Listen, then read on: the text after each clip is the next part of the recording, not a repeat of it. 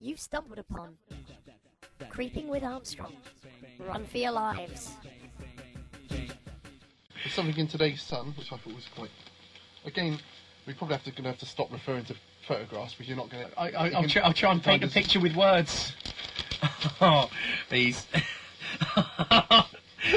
Ross.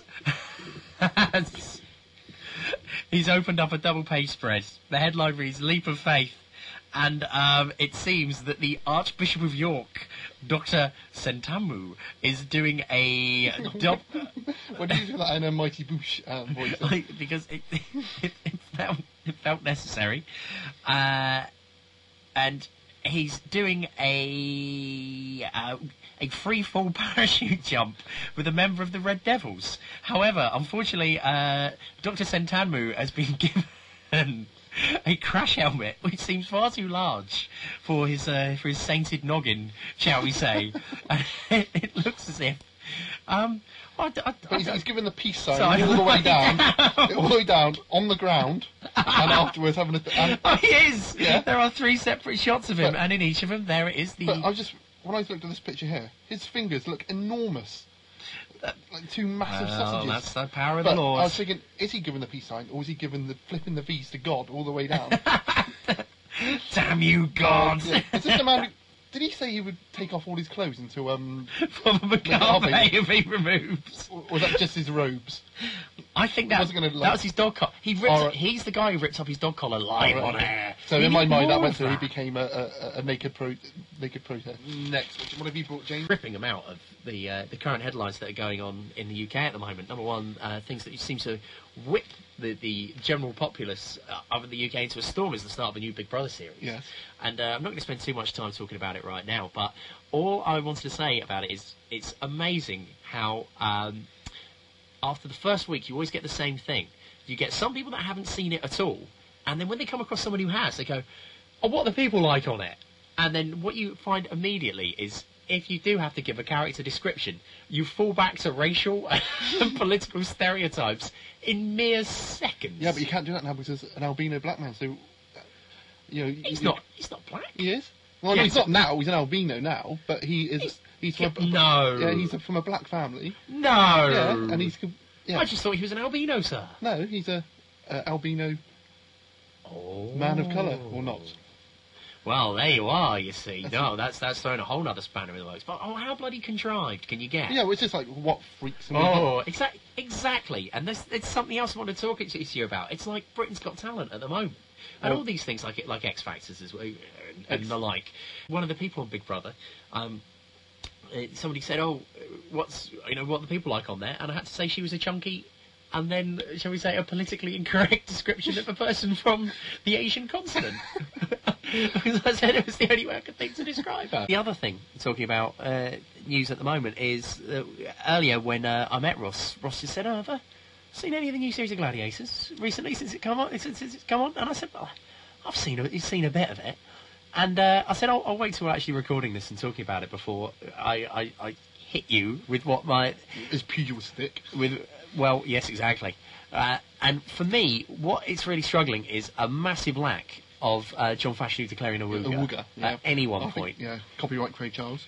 Yes, the very many, and Chris Akabusi took on that mantle for a while, but still, so it's pass it on. It's missing that. Awuga. Who will take on the Awuga magic? Yeah. We shall see. I feel I should start the story by saying that it does amaze me when you come across how many people loved Gladiators when it was on first time out. Yeah, I think our friend at school had the Gladiator magazine. Oh, he did. You're absolutely right, he did.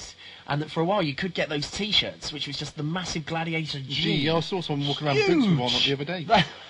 Really? Yeah, recently. They're still out there? Yeah, I think it was an original one which we looked was it being worn in an ironic fashion? No, it was tucked in, so with a bum bag. Okay, yeah, that's not. There's no hint of irony there. Yeah. That's. I was speaking to... He was actually running up an escalator the wrong way.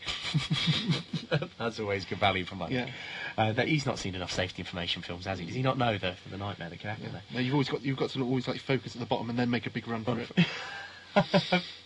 Get over that inertia point.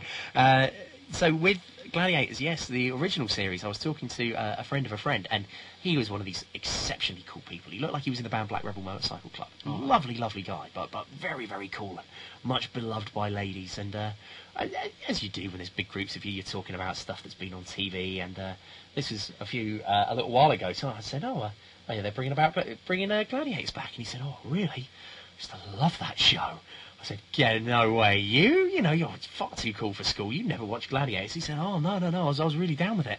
I went to the NEC to see him record it, and he used to have one of those giant foam glad hands for Another One Bites the Dust and all the rest of it.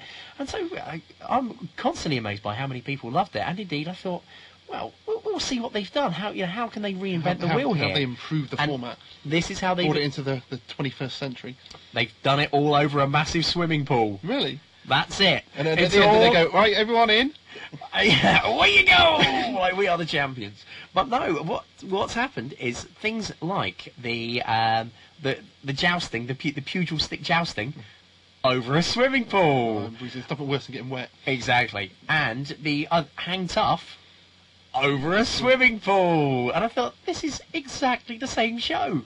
Over a swimming pool. And even then at the end... Was it a shark-infested pool? If only. Yeah. It's not like that brilliant pool that in The Simpsons, the Evel Knievel style, Lance Murdoch has to leap over that's got a lion in it, as well as a shark and an electric eel. And a drop of human blood.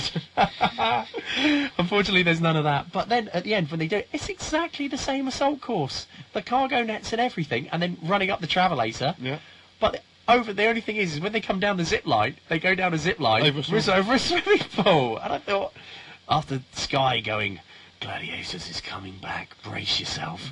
Oh, brilliant. So some genius in TV production has gone in, looked at the set and gone, you know what we need here, guys? You know what's going to bring this ramming into the 21st century? A bit of water peril. A bit of water peril, not half. Next, you know what will be happening next? I'll bring back Knightmare. With a swimming pool. Where am I? In a swimming pool? What? No, turn round. Knightmare was brilliant. Now, if anyone out there has ever known anyone that took part in Knightmare... Well, no, because they would have just disappeared, wouldn't they? They either died and disappeared, so they're never going to come back, or they just... And then they were like some sort of... Valhalla. Yes, waving off as they walk off into the sunset. So no one's going to know anyone who was on... Well, they might know someone who was on it, but never returned. Yeah. But I would... Unless it was all in a dream. It was all a nightmare. But like I said, that was all Traegar's nightmare. Constantly having to try and inspire these moron maybe primary school kids. Maybe Traegar is just like some old, like, Mr. Treeper-esque man. and we've got wires into his nightmares. And his nightmares it's a Matrix-like universe. Oh, dearie me. Okay, that's good. We'll come back bigger and badder than ever for podcast number 2. Okay, right, and have we decided what we're going to call it yet? No. Okay. I think we should leave that, so, you know... That'd be a surprise. That'd be a surprise, so by now that's one of those... that's how tragedy works, that, you know, the audience knows what's going to happen and the players never do. Yep. So the audience out there, they know right now what we've come to, but we back here in the past, you see, time travel, we don't know what we're going to go for. So that's something for people to look out for. Yeah, something highbrow to end on. Something highbrow to end on. Thank you for listening, and we'll speak to you... who are you again? I'm James. I'm Ross. Bye. And we'll speak to you soon. Bye. You've stumbled upon Creeping with Armstrong. Run for your lives.